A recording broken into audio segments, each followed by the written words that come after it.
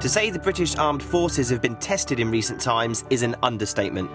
Servicemen and women have battled long and hard on front lines, resulting in both casualties and injuries. But how do these brave men and women find rehabilitation? Here's the story of something quite unique. During the summer of 2012, a group of former armed servicemen injured in the line of duty took on a whole new challenge. With the support of charity Mission Motorsport, they were to enter the UK's biggest 24-hour endurance race. This is their story. They're three very different characters, and they deal with it all in different ways. And so we have to meet their needs and to make sure that, that they're set up in the right way for when they get in the car. But I'm incredibly proud of how they've got here. I mean, it's just an extraordinary journey. It is a bit surreal, really. Like, to think, way back then when I first got injured, laying in hospital, that I'll be like a year and a half down the line, I'll be like racing at Silverstone in one of the biggest races in the UK. I didn't think I could be here. It's all happened really quick and it's just amazing. The excitement's definitely building up. I mean, even walking onto the track now, seeing all these people around and all the cameras, people taking pictures and all that, it's incredibly exciting here. Just can't wait, it's freaking buzzing. But it all started long before the crowds and cameras at Silverstone.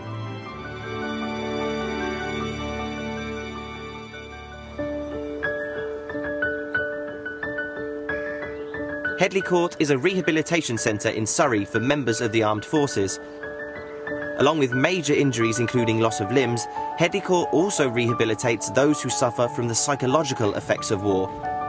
It's here where members of the Mission Motorsport team began their rehabilitation.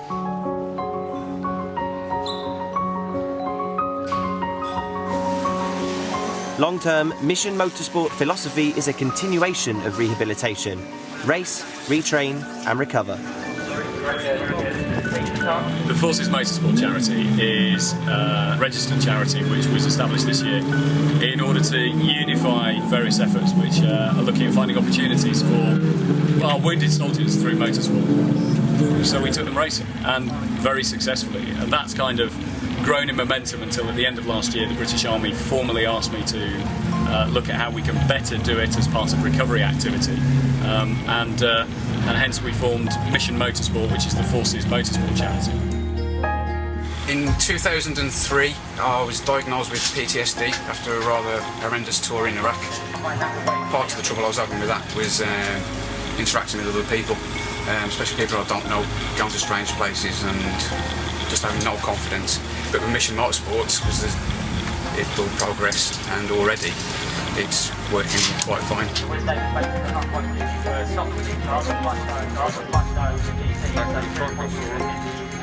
I think one of the things Mission Motorsport's done for me is give me a bit more purpose. It's nice to see the lads who were coming through the later conflicts in Iraq and Afghanistan having something that they can latch onto that gives them that little break into Civvy Street and some more excitement. It's a really exciting environment. The stuff that's behind me here is part of our training for the Britcar 24-hour race, which is really the pinnacle, I think, probably of our tarmac activities during the course of this year. And that's really pushing the bounds of the sport, and it's pushing the bounds of what traditionally is done as part of recovery. In preparation for the Britcar 24-hour, the team experienced an intense summer of training. Press days in the media spotlight, simulation testing at Silverstone, advice from five-time Le Mans driver Derek Bell, as well as support from championship-winning race team RJN.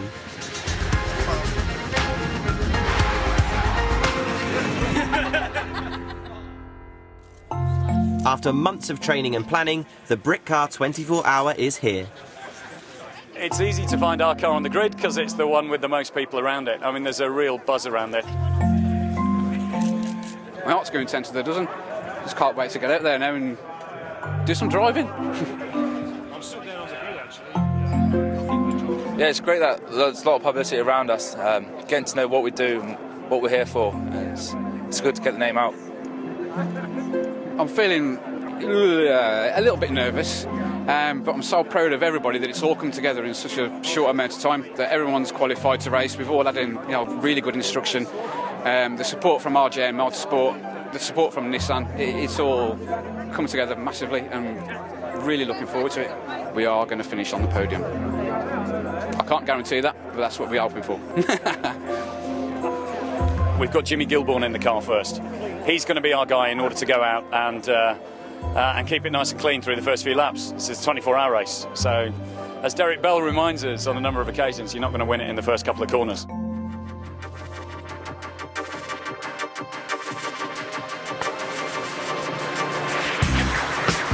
Two p.m. The track is dry and the race begins. Jimmy, of course, he's our youngest racer, and he's also the guy who perhaps has got the least experience. But I've always been really impressed with Jimmy and how he's able to think laterally, and he's got capacity to deal with traffic and deal with issues. It was pretty good first stint. It was quite consistent on the lap time. It was quite a quick pace as well, so I think I did quite well for the team. A couple of little scary moments, just went in a little bit too quick with some cars around me, a bit of fluster, but settled myself back down, got back on the racing line and racing pace, and carried on. And the car's doing really well. Well done, guys. 2 minutes 36 seconds. Excellent.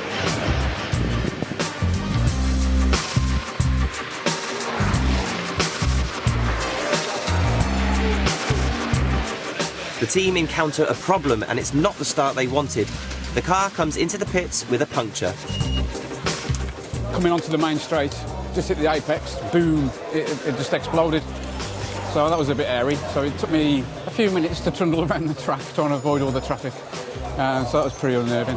It was a good stint. And then I knocked about 7 seconds a lap off once I came in, got new tyres on, and then cracked on straight away. It was quite good. Obviously, it's one of those things, and the tyres, we're also learning about how far we can sort of push them and how much life we can get out of them. So that was at about the 2-hour stage for a set of slicks. But different drivers, and this is part of it for the guys, is they've got to learn how to look after their tyres as well, and I think that's part of the learning experience that they're doing too. So clearly we dropped back a little bit on time, but it's a long race, so there's lots of opportunity to get back in.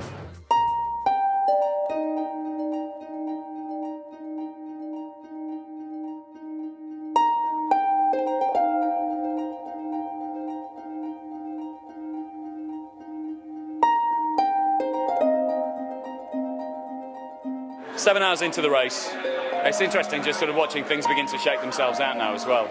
We're also seeing a lot more of other traffic. I mean, we were overtaking some things in that last stint that I really wasn't expecting to be, but it's going really well.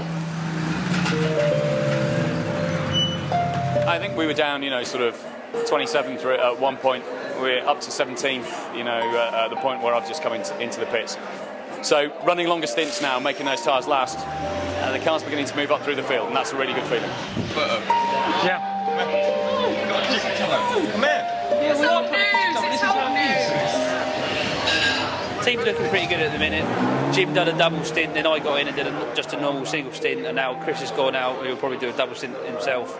And if we can keep going at the pace we're doing now and just keep slowly notching ourselves up the ranks, and I think we'll do pretty well.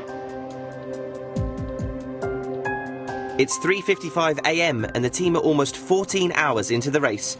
The car is going well.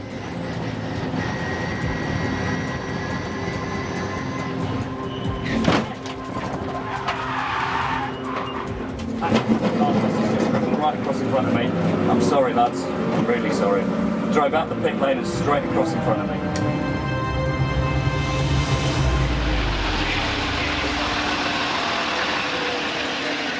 Safety car lights go out, and of course it's the big sprint away. And I actually, I just dropped the hammer and and went and turned into cops completely on my own, coming through cops at pace. And a car, it was just extraordinary. It came out of the pit lane and was directly across the circuit at 90 degrees to where I was going.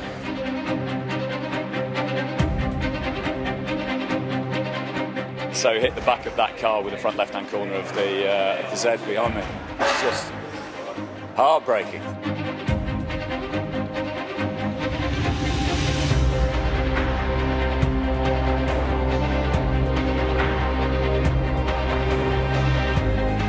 think they've managed something quite extraordinary, but we're going to have to wait and see. But the key thing with it is it's about the team.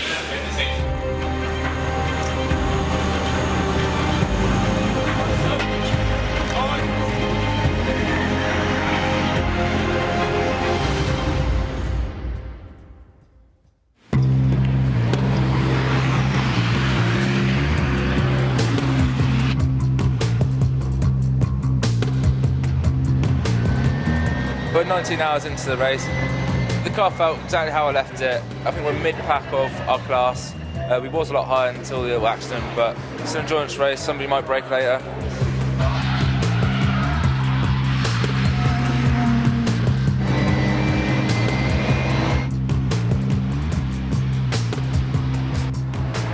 An amazing end to the race, really. We've got about 7 minutes to go, and it's all pretty surreal. Enormously proud of the team and everybody, so it's going to be quite a good celebration, I think.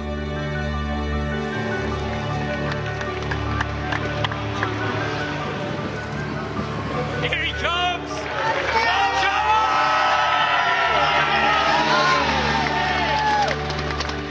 I'm flipping ecstatic. We've finished. We've done it, and so happy. The car's been brilliant. It's one of the happiest days of my life. So it's an extraordinary achievement. I mean, just amazing. And then for Jimmy to win the driver of the day, you know, he was our driver who started for us, he was our driver who finished the race for us. And, you know, and we consider Jimmy to be a trophy, so we're delighted to accept his very expensive watch on behalf of all of us, and we're going to share it, aren't we? Yeah, there we go. Wiki. I'm very honoured and proud and pleased that they gave it to me. Obviously, knowing some of the drivers that are here, like the calibre and the level they drive at, to give it to me and like to prove that I can do it is a great achievement in my eyes, and I'm very proud of myself. A few people have sort of said it was an incredibly ambitious project getting here. But thinking back, I don't ever think that I was worried that we wouldn't do it. I always knew that we would. And the reason why I knew that we would is because I've just got absolute faith in the quality of the people involved. So you know that they're going to overcome it, and you know that they're going to find a way in order to make things work. And so that's why, you know, ultimately, I suppose in my heart of hearts, I was always sort of quite confident that we've got it, and why I'm not particularly surprised that we have. But God, it feels wonderful.